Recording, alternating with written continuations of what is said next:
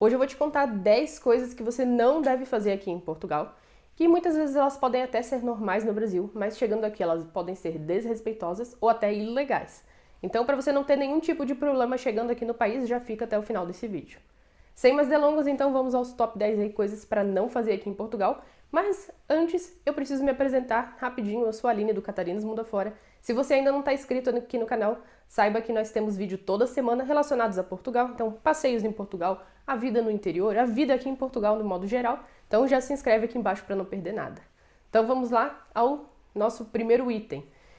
Primeira situação que você não deve fazer aqui em Portugal é vender comida na rua ou de repente dentro de um curso, está fazendo uma faculdade, porque aqui isso é ilegal. Tá? Muita gente faz isso no Brasil, né? Faz o brigadeirinho, faz o brownie, vai vender ali de repente dentro da universidade ou na rua mesmo, só que aqui não funciona dessa forma, você não pode estar fazendo isso. Ah, mas a Aline não tem, eu vi que o fulano, o ciclano e o beltrano fazem isso. Uma coisa é fazer, outra coisa é poder fazer, né? De estar certo ou errado. Então é ilegal. Muitas pessoas aí elas têm autorização prévia, por exemplo, na praia, se você vê uma senhora lá vendendo bola de Berlim, que é o sonho, ela provavelmente tem uma autorização para fazer aquilo. E não é tão simples assim tirar essa autorização. Então já fica aí, né, o alerta, se você de repente estava planejando vir para cá, fazer comida e vender, saiba que vai precisar de uma autorização, não é só chegar e sair vendendo. Então, um alerta aí para vocês. O segundo ponto tem a ver com o aluguel. Muitas pessoas elas vêm para cá, né, às vezes pensando em alugar um imóvel um pouco menor do que deveriam, né?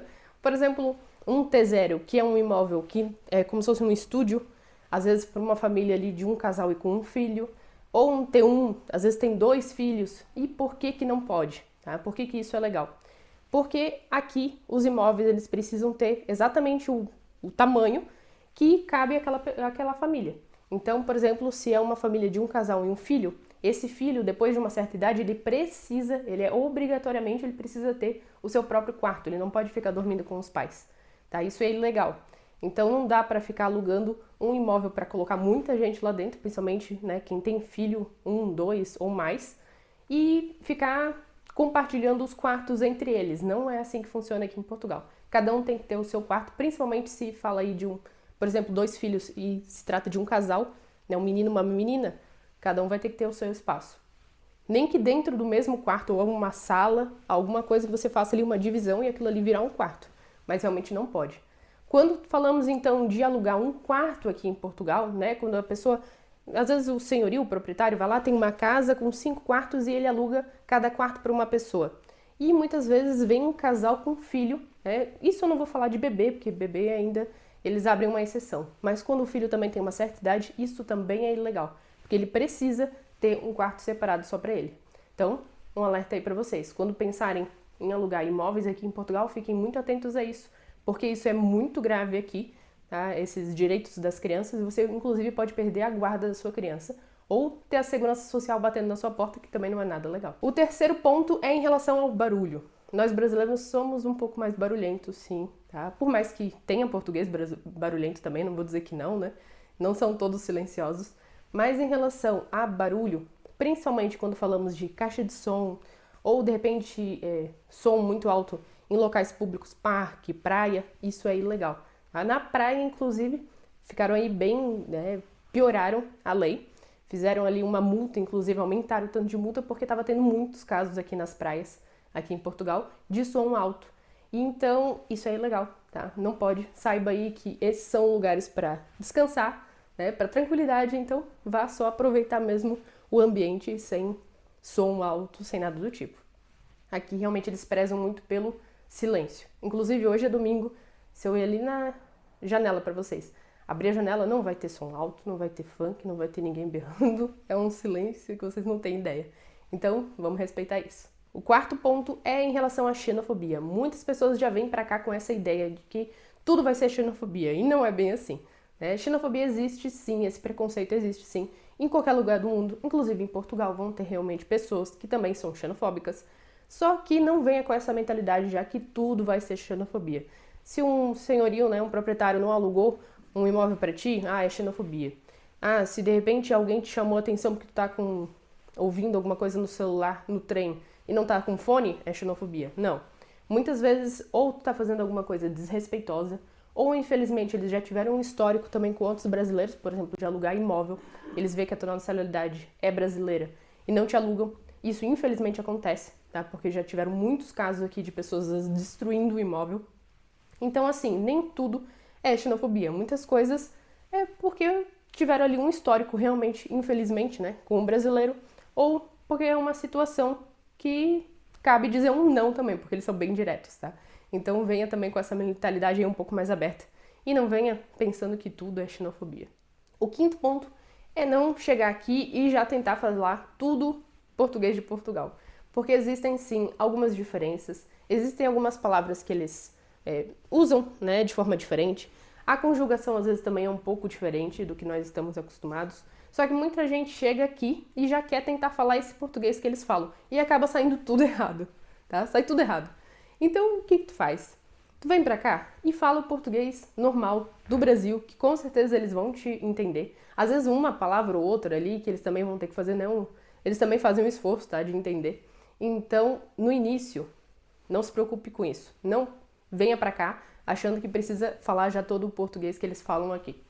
Muita calma. Fala o português brasileiro que tá acostumado lá, que eles vão te entender melhor do que ficar inventando moda. Tá? Então, não faça isso. O sexto ponto é sobre trânsito.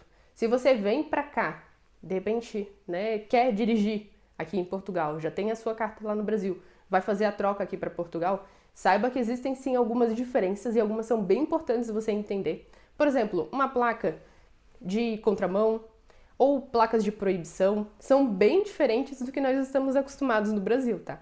Então é sempre bom dar uma olhadinha para não ter assim, né, nenhuma multa, alguma surpresinha aqui em Portugal. É bom dar uma olhada em relação a isso e as diferenças entre os dois países. O sétimo ponto é sobre documentos. Aqui tem uma regra, aqui em Portugal, que você precisa sair sempre com um documento de identificação quando sai de casa. Então, nós que somos imigrantes, né, às vezes acontece alguma coisa na rua, a gente sempre tem que ter um documento realmente com a gente, tá? Até quando nós fizemos, por exemplo, a nossa manifestação, mais que a gente não tinha nenhum documento próprio aqui de Portugal, a gente levava o pedido de manifestação na bolsa, na mochila, no carro, enfim. Porque vai, né? Vai que alguém pede. Porque aqui também é obrigatório ter um documento de identificação válido. É claro que o passaporte também, né, vale, só que é bom sempre carregar alguma coisa, vai andar por aí, vai de repente dar um passeio aí de carro, sempre leva um documento aqui de Portugal também, para mostrar que tá tudo ok caso alguém peça. O oitavo ponto é sobre fila prioritária.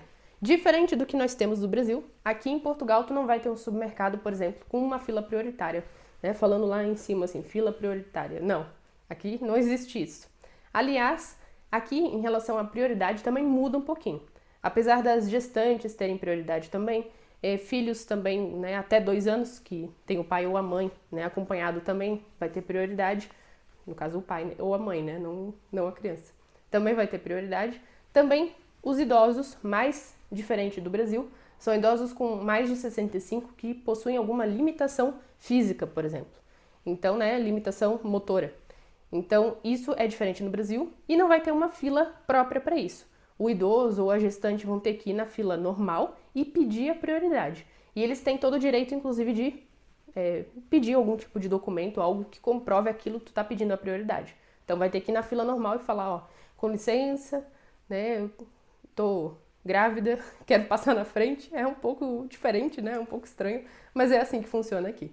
O número 9 é sobre restaurante. Nós estamos acostumados no Brasil, mas chegar no restaurante, ver de repente uma mesa livre e já sentar, né, e esperar o garçom. Mas aqui, não faça isso.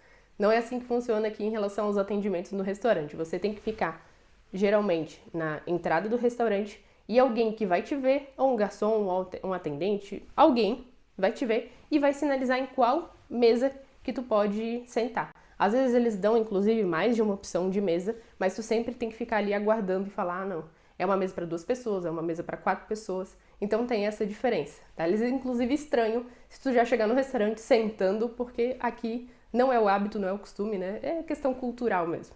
A número 10 é não saia de casa sem uma sacola de supermercado. Por mais que às vezes não vai no supermercado, não tá nos planos, mas se tu passar por lá, saiba que não vai precisar comprar, né? Ou sair com as compras na mão, porque a gente vê muito por aqui também.